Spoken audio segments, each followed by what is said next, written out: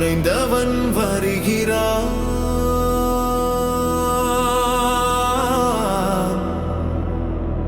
வர்மத்தின் வாரிசு இதோ எழுகிறான். அவன் பார்வையில் அக்னி, அவன் கைகளில் இடி. காத்திரு, அவன் வாரிசு. இது போன்ற கதைகளை தொடர்ந்து கேட்க இப்போதே குமார் ஸ்டோரிஸ் சேனலுடன் இணைந்து கொள்ளுங்கள். மறக்காம லைக் பண்ணுங்க, ஷேர் பண்ணுங்க, கமெண்ட் பண்ணுங்க. இது யார குறிக்குது? அப்புறம் இந்த பக்கத்தோட மூலையில T1ன்னு போட்டிருக்காங்க. இந்த T1ஐயும் S1ஐயும் சேர்த்து ஒரு அம்புக்குறி போட்டு அதுக்கு நடுவுல வேற ஏதோ ஒரு பெரிய குவெஸ்டின் மார்க் வச்சிருக்கானே கிஷோர். இது என்னன்னு உனக்கு ஏதாச்சும் புரியுதா? எனக்கு ஒண்ணுமே விளங்கலையே. கிஷோர் எதை நோக்கி போயிருக்கான் என்று விஸ்வா குழப்பமும் தனக்குள் எழுந்த இனம் புரியாத நடுக்கமும் கலந்த குரலில் சிவாவை பார்த்து கேட்டான். அதற்கு சிவா தன் இரு கைகளையும் விரித்து தன் அசரணையை வெளிப்படுத்தினான். உண்மைதான் பாஸ், எங்களுக்கும் இது என்னன்னு சுத்தமா புரியல. கிஷோர் ஏதோ ஒரு மாபெரும் உண்மையோட விளிம்ப நெருங்கிட்டான். ஆனா அதை நம்ம கிட்டேயோ இல்ல அந்த பிளாக் பைத்தான் காரணங்க கிட்டேயோ காட்டிடக்கூடாதுங்கிறதுக்காக அவனுக்கு மட்டுமே புரியிற மாதிரி ஏதோ ஒரு ரகசிய குறியீட்டு மொழியில கோட் லாங்குவேஜ்ல வரைபடம் போட்டு எழுதி வச்சிருக்கான் சார். இந்த டைரியில இருக்கிற ஒரே ஒரு தெளிவான தகவல் அந்த 20 வயது பெண்ணோட போட்டோவும் அவ கையில இருக்கிற அந்த அனாதை குழந்தைய பத்தின வரியும் மட்டும்தான். மத்தபடி இந்த ABS1 T1 எல்லாம் யாரு, எதனால இவங்களோட முகத்தை எல்லாம் மறைச்சு கிஷோர் இப்படி ஒரு ரகசிய நெட்வொர்க் வரைபடம் போட்டு வச்சிருக்கான்னு எங்களால இன்னும் கண்டுபிடிக்க முடியல பாஸ். நாங்க எவ்வளவோ ட்ரை பண்ணிட்டோம் என்றான் சிவா ஏமாற்றத்துடன்.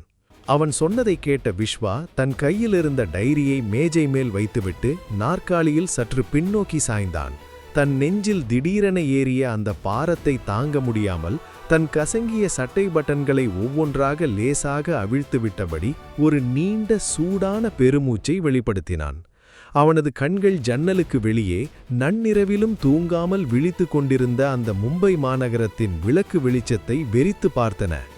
அப்படின்னா நான் சாதாரணமா நினைச்சதை விட அந்த பார்கவியோட குடும்பத்துல ஏகப்பட்ட ஆபத்தான மர்மங்களும் இரத்த சரித்திர ரகசியங்களும் ஒளிஞ்சிருக்கு போல இருக்கு. நான் வெறும் என் அப்பா அம்மாவோட கடந்த காலத்தை பத்தியும் அவங்களோட இருப்பிடத்தை பத்தியும் தெரிஞ்சுக்கலான்னு தான் அவளை தேடி இந்த சென்னை மாநகரத்துக்கே வந்தேன். ஆனா என் பெத்தவங்களை பத்தி நான் தொட்டு பார்க்கறதுக்கு முன்னாடியே இந்த பார்கவியோட ஒட்டுமொட்ட குடும்ப சரித்திரத்தையும் நான் அக்கு ஆணி வேறா தோண்ட வேண்டியதா இருக்கு போலையே என்று தன் மனதிற்குள் ஆழமாக கணக்கு போட்டான் விஸ்வா. சில நிமிட மௌனத்திற்கு பிறகு விஸ்வாவின் முகத்தில் இருந்த குழப்பமும் தயக்கமும் பனி போல் மறைந்தன.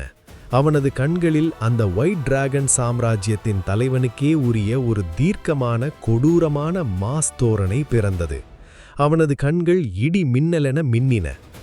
சட்டென்று தன் இருக்கையை விட்டு கம்பீரமாக எழுந்து நின்ற விஸ்வா சிவாவை நோக்கி திரும்பி தன் காதுகளை துளைக்கும் கம்பீரமான குரலில் அதிரடி உத்தரவிட்டான். சிவா, இப்பவே உடனே நீ ஒரு காரியம் பண்ணு. கிஷோர் சேகரிச்சு வச்சிருந்த இந்த அரைகுறை தகவல்களையும் குறியீடுகளையும் அப்படியே ஓரமா தூக்கி வையே.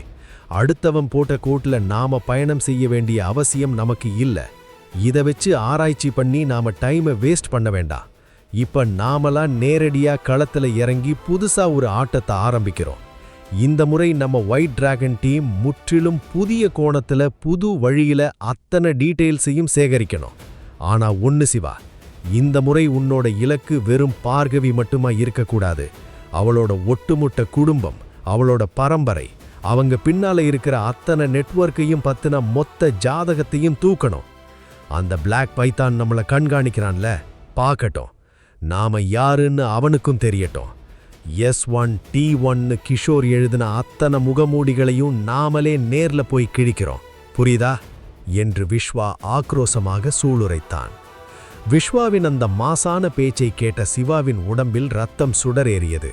அவன் தன் கைகளை நெஞ்சில் வைத்து, எஸ் பாஸ், இப்போதே இந்த நொடியே நம்ம வேட்டையை ஆரம்பிக்கிறேன் என்று அவனது கட்டளையை ஏற்று நெஞ்சை நிமிர்ந்து கம்பீரமாக சல்யூட் அடித்தான்.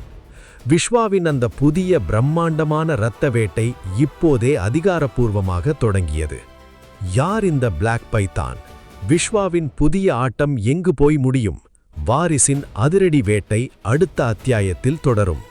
அந்த மெரிடியன் ஹோட்டலில் சொகுசு அறைக்குள் நிலவிய அந்த நிசப்தத்தில் விஸ்வா தன் மனதில் சுழன்றடித்துக் கொண்டிருந்த அத்தனை குழப்பங்களையும் கேள்விகளையும் ஒரு நொடியில் தன் அசாத்திய மனக்கட்டுப்பாட்டால் ஒருபுறம் தள்ளி வைத்தான். அவனது முகம் இப்போது தெளிந்த நீரோடை போல மாறியிருந்தது. தன் அசல் அடையாளத்தை மறைத்துக் கொள்ளும் அந்த புதிய ஆட்டத்திற்கான வியூகத்தை வகுத்தபடி தன் எதிரே விசுவாசத்துடன் நின்ற சிவாவை நிமிர்ந்து பார்த்தான். அவனது கண்களில் ஒரு மெல்லிய ஆர்வம் மின்னியது. சிவா, அந்த கிஷோர் தேடி வச்சிருந்த அந்த பழைய டைரியிலே அந்த 20 வயசு இளம்பெண்ணோட முந்தைய காலத்து புகைப்படம் மட்டும்தான் இருந்துச்சு.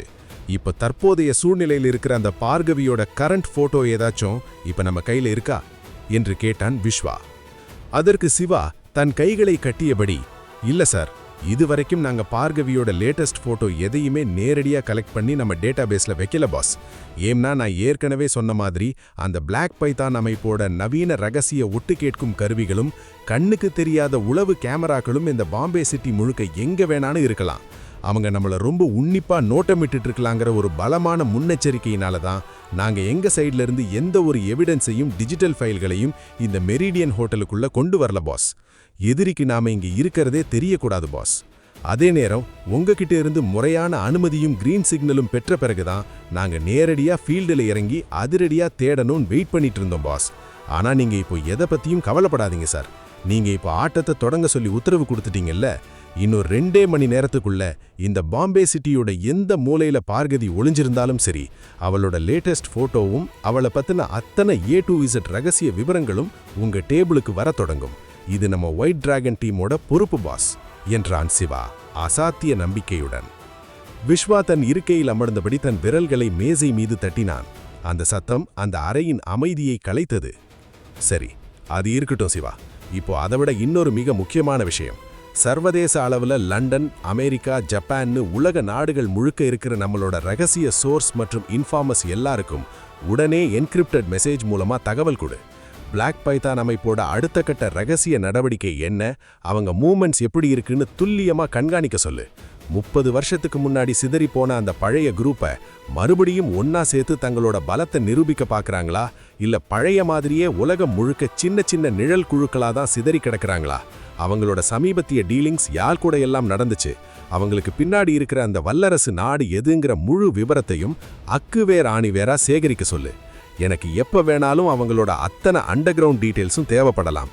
ஏன்னா நமக்கும் அவங்களுக்கும் இருக்கிற 30 வருஷ பகை இப்போ மறுபடியும் உயிர் பெற தொடங்கி இருக்கு என்று மிக கராரான அதிகார துணி மிகுந்த குரலில் கட்டளையிட்டான் விஸ்வா. சிவா தன் தலைவனது பேச்சில் இருக்கும் விபரீதத்தையும் தீவிரத்தையும் முழுமையாக உள்வாங்கிக் கொண்டு தன் உடலை நிமிர்த்தி, கண்டிப்பா பாஸ், நீங்க சொன்ன அடுத்த வினாடியே நம்ம இன்டர்நேஷனல் நெட்வொர்க்கை ஆக்டிவேட் பண்ணிடுறேன். இன்னும் சில மணி நேரங்கள்ல உலகத்தோட அண்டர் கிரவுண்ட் உளவுத்துறை வட்டாரமே நம்ம விஸ்வாவோட பேரை கேட்டு அதிரும் என்றான் சிவா அசாத்திய நம்பிக்கையுடன். விஸ்வா தன் இருக்கையை விட்டு எழுந்து ஜன்னல் அருகே சென்றான். சரி சிவா, அதெல்லாம் நீ பார்த்து பண்ணி எனக்கு தெரியும். நான் பாம்பேக்கு வர்றதுக்கு முன்னாடியே உனக்கு ஃபோன் பண்ணி ஒரு விஷயம் ரெடி பண்ண சொல்லி ஆர்டர் கொடுத்திருந்தேனே, அந்த ட்ரெஸ்ஸை எடுத்துட்டு வந்துட்டியா என்று கேட்டபடி சிவாவை திரும்பி பார்த்தான். ஆமா சார், நீங்க சொன்ன மாதிரியே உங்களோட அசல் அடையாளம் யாருக்கும் லீக் ஆகாத அளவுக்கு கச்சிதமான ஒரு ட்ரெஸ்ஸை நான் தேடி எடுத்துட்டு வந்திருக்கேன் பாஸ் என்று கூறி தான் கொண்டு வந்திருந்த ஒரு பிரத்யேக ஆடப்பெட்டியை திறந்து அதற்குள்ளிருந்த ஆடைகளை விஸ்வாவிடம் மிகுந்த மரியாதையுடன் காட்டினான் சிவா. அந்த ஆடை சிவா அணிந்திருப்பது போல் பார்ப்பதற்கே மிரட்டலாக எதிரிகளை அச்சுறுத்தும் கமாண்டோ ஆடைகளைப் போலவும் இல்லை. அதே சமயம் இந்த மெரிடியன் 5 ஸ்டார் ஹோட்டலுக்கு வரும் கோடீஸ்வர கஸ்டமர்கள் அணியும் ஆடம்பரமான பளபளக்கும் உயர்தர பிராண்டட் ஆடைகளைப் போலவும் இல்லை.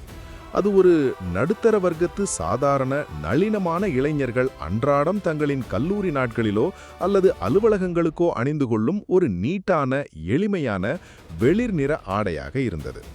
தன்னை ஒரு சர்வதேச அண்டர் கிரவுண்ட் சாம்ராஜ்யத்தின் தலைவனாக காட்டிக்கொள்ளாமல் பார்கவியின் முன்னாலும் அவளை சுற்றியிருக்கும் இந்த சமூகத்தின் முன்னாலும் ஒரு சாதாரண சாமானியனாக மட்டுமே வலம் வர வேண்டும் என்ற விஸ்வாவின் தீர்க்கமான திட்டத்திற்கு அந்த ஆடை மிக கச்சிதமாக 100க்கு 100 பொருந்தியது. ஆடையை பார்த்து தன் முகத்தில் ஒரு திருப்தியான புன்னகையை வரவழைத்துக் கொண்ட விஸ்வா, மிகவும் கச்சிதம் சிவா, அந்த ட்ரெஸ்ஸை அங்கே வச்சுட்டு நீ இப்போ இங்கிருந்து கிளம்பு. வெளியில் ஆட்கள் நடமாட்டம் அதிகமாக தொடங்கிறதுக்கு முன்னாடி நீ உன் இடத்துக்கு போய் சேரணும் என்றான் சாதாரணமாக. ஓகே பாஸ், பார்த்து பத்திரமா இருங்க. பாம்பே சிட்டி இப்போ முன்ன மாதிரி இல்ல, ரொம்ப விபரீதமா மாறி இருக்கு என்று விஸ்வாவை நோக்கி தன் தலையை லேசாக வணங்கிவிட்டு சிவா அங்கிருந்து கதவை நோக்கி நிதானமாக புறப்பட்டான். ஆனால் 2 அடி எடுத்து வைத்தவன் சட்டென்று தன் மனதில் எழுந்த ஏதோ ஒரு தயக்கத்தால் அப்படியே நின்று திரும்பி, பாஸ், வேற ஏதாவது உங்களுக்கு அர்ஜென்ட்டா உதவி வேணுமா பாஸ்? நான் வெளியவே கார்ல வெயிட் பண்ணட்டுமா என்று தன் தலைவன் மீதான விசுவாசத்துடன் கேட்டான். அதற்கு விஸ்வா தன் உதட்டோரம் ஒரு சிறு புன்னகையோடு, உன்னை இங்கிருந்து கிளம்ப சொல்லி ரொம்ப நேரம் ஆச்சு சிவா, இன்னும் என்ன யோசனை? என் மேல உனக்கு நம்பிக்கை இல்லையா என்று லேசான அதட்டலோடு அதே சமயம் நக்கலாக கேட்டான். அவனது அந்த பாசமான அதட்டலையும் தனக்குள்ளிருக்கும் அசாத்திய துணிச்சலையும் புரிந்து கொண்ட சிவா லேசாக சிரித்துக்கொண்டே, சரி பாஸ், உங்க பலம் என்னன்னு எனக்கு தெரியும், நான் இப்பவே கிளம்புறேன் என்று கூறிவிட்டு அந்த ஆடம்பர அறையின் கதவை திறந்து விறுவிறுவென்று வெளியேறினான்.